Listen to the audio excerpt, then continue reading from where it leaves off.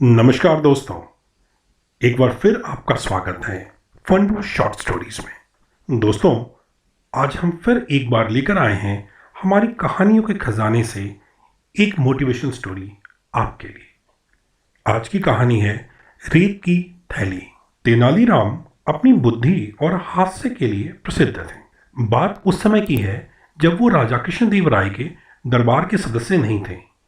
एक बार राजगुरु नगर के भ्रमण के लिए निकले तो उन्होंने राजगुरु से दरबार में सम्मिलित होने के लिए और मनोरंजन करने का अनुरोध किया। तेनालीराम ने अपनी कुछ लिखी हुई हास्य पंक्तियां भी राजगुरु को दिखाई। राजगुरु ने उन्हें कह दिया, ठीक है, मैं महाराज से बात कर तुम्हें बता दूंगा।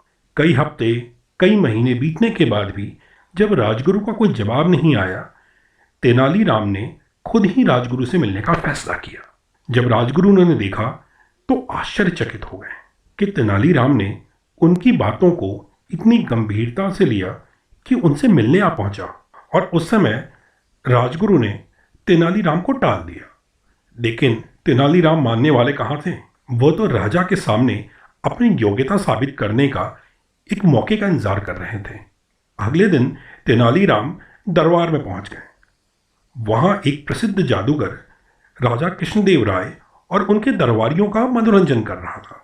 खेल के अंत में जादूगर ने दरबार में मौजूद सभी दरबारियों को चुनौती दी कि अगर कोई उसे हरा दे तो वो उसका गुलाम हो जाएगा। कोई भी आगे नहीं आया। यह देख राजा को शर्म आई। तभी तेनालीराम ने घोषणा की कि वह जादूगर को चुनौती दे सकता है। तब राजा कृष्णदेव राय ने तेनालीराम को देखा और बोले, ठीक है, यदि तुम इस जादूगर को हरा दोगे तो मैं तुम्हें सोने से भरा एक थैला दूंगा। दूसरे दिन जब तेनालीराम दरबार की ओर जा रहे थे, तभी उस जादूगर ने तेनालीराम को देखकर कहा, तुमने मेरी चुनौती स्वीकार कर बहुत गलत किया। और उनका उपहास करते हुए कहा, तो तुम्हें सोने से भरी हुई थैली तो मिलेगी नहीं। हाँ, तुम चाहो तो मैं ये रेत से भरी हुई थैली तुम्हें दे देता हूँ, और तुम जब इसे देखोगे तो तुम्हें मेरी याद आएगी। और हंसकर आगे चल दिया। दरबार में तेनालीराम ने उस जादूगर से कहा, जो काम मैं अपनी आंखें बंद करके कर सकता हूं, तो क्या वो काम तुम खुली आंखों से कर सकते हो? जादूगर बिना सोचे ही सहमत हो गया और तेनालीराम ने वही रेत वाली थैली निकाली और अपनी आंखें बंद की और एक मुट्ठी रेत निकालकर अपनी आंखों पर बिखेर दिया। जादूगर ने तुरंत ही हार मान ली।